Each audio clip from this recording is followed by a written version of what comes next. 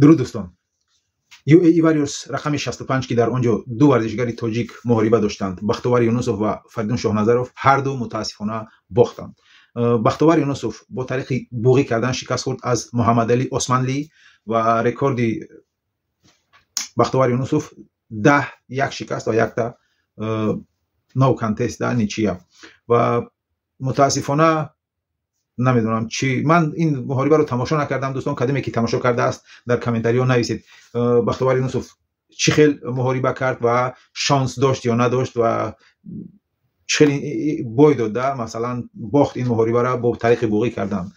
من حتی باوری نداشتم که بختیار یونسوف شاید شکست خورد در این محاربه.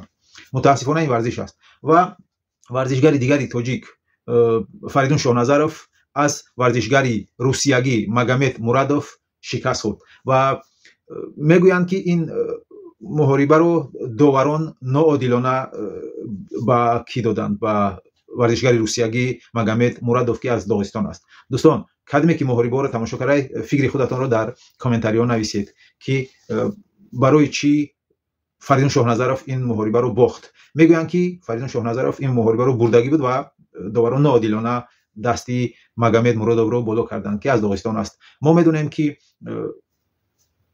سرور خمیدوف رو هم بر ضد ورزشگری داغستانی ناعادلانه داوران چی کردند، دستی ورزشگری داغستانی رو برداشتند و عبدالله هم اگر عبدالله خوجایف اگر در خاطرتون باشه اونم بر ضد ورزشگری داغستانی بود و داوران دستی ورزشگری داغستانی رو برداشتند. نمیدونم برای چی در ابوظبی، در قطر، در امارات عرب همیشه ورزشگران داغستانی رو دستگیری میکنند. فکر خودتان رو در این بابت نویسید دوستان، چون که من مسابقه ها رو تماشا نکردم، نه فریدون شاهنظرov رو و نه بختیار یونسوف رو. کدومی که تماشا کرد نویسید در کامنتاری ها این مسابقه ها چی خیلی گذشتند و برای چی ناعادلانه فریدون شاهنظرov رو شکست دادن در این محاربه، در این مسابقه.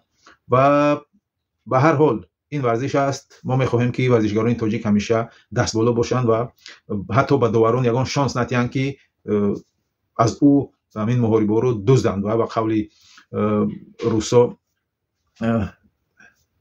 неправильно судить کنند، ناعادلانه چی کنند، داوری کنند.